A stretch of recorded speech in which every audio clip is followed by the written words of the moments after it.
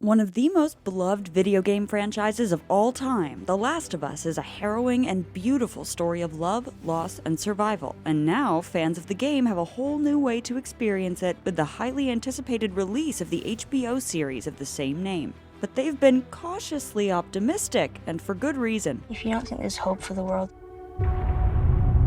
why bother going on? There's been a long history of video games being adapted into film and TV series that were more often bad than good, and never really great. On top of this reasonable trepidation, The Last of Us video game franchise has been put in a difficult spot after the release of its second installment, The Last of Us Part 2. While some thought the game was brilliant, others felt it was a huge creative misfire, leaving many wondering if the show itself would be an honest and well-done retelling of the original game, or just another disappointment.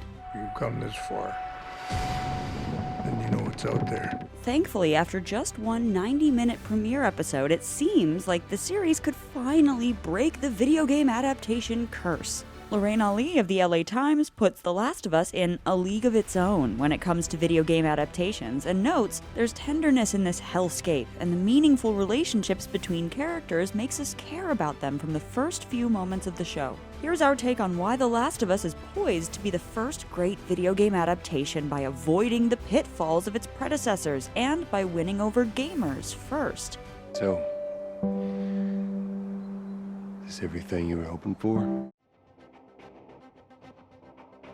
Episode 1 spoilers ahead. Fans of the game have been dazzled by the near-mirror images the show created of the sets and camera angles, but the real feat is how the show has enriched the source material. From the moment HBO's The Last of Us starts, fans of the game can feel that something is different. The first episode begins with a title card over black that reads 1968, a time we've never been to in the game version of The Last of Us. An unspecified fictional late-night talk show where a host talks to scientists playfully about the potential threat of a pandemic. A new virus in Madagascar, say, could be in Chicago within a matter of weeks, and we end up with a global pandemic. Pan meaning the whole world becomes sick all at once. Those that have played the game know that this disease is what will plague the world of the show. And in the opening credits, the music that plays is the exact music played over the games. While the animation may be different, it gives those that have played an immediate surge of nostalgia and comfort. From the very first scene, the show has succeeded at the delicate balancing act of adding and enriching the story to those who have seen it before, and immersing a new audience that is now seeing the story for the first time.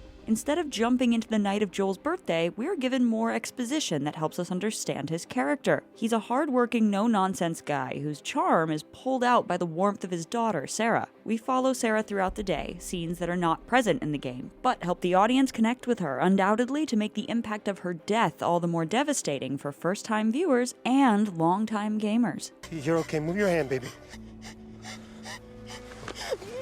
Oh, I know, baby. I know. Throughout the episode, new and existing audiences alike are treated to original, never-before-seen characters, a more defined romance between Joel and Tess, and even a twist on the virus itself. Creator Craig Mazin explained the choice to nix the infamous spores from the show, saying, "In the world that we're creating, if we put spores in the air, it would be pretty clear that they would spread around everywhere, and everybody would have to wear a mask all the time, and probably everybody would be completely infected by that point. So we challenged ourselves to come up with an interesting new way for the fungus to spread." It's these subtle differences that have managed to keep fans happy, while also drawing in new audiences, both eager to watch the more layered story unfold. You can create this whole narrative in your brain that then you get to follow through with. But will the success of the first episode carry through the series, especially when so many video game adaptations in the past have failed?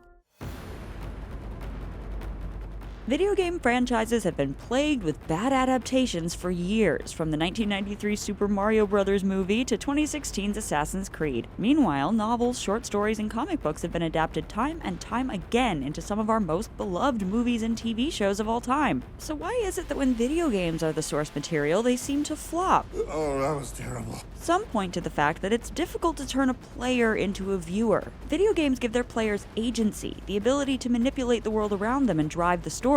One aspect that The Last of Us game has going for it is the fact that it's linear. While players can choose how they'll explore the world laid out for them, they can't choose the order in which their adventure plays out, and there's only one ending for everyone. You just hang back like I told you to.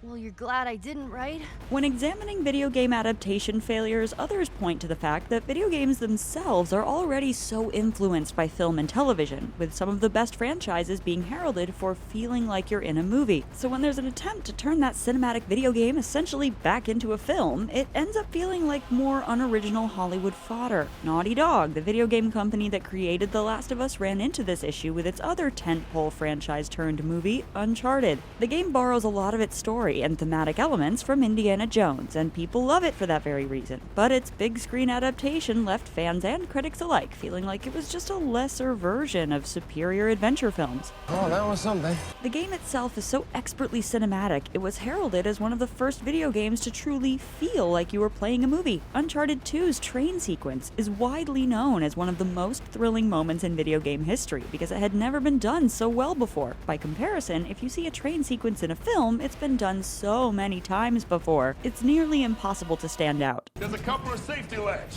It can only be released from underneath the car. Another issue with Uncharted that video game adaptations often run into was its casting. From the moment Tom Holland and Mark Wahlberg were cast as Nate and Sully, fans were disappointed, and rightfully so. It was immediately clear that the film was focusing on billable stars more than it was on casting people who were true to the essence of the original characters. I'm sorry? Max Payne had a similar problem when they cast Mila Kunis as Russian hitwoman Mona Sachs. While all of these actors are talented in their own right, their casting showed a fundamental misunderstanding of the source material that bled into the rest of the production. Max Payne, the game, was inspired by John Woo films, but the movie was more of a derivative pseudo-noir, which ultimately fell flat. My character's Russian, but she was Russian way before I was involved, so that just kind of worked out well.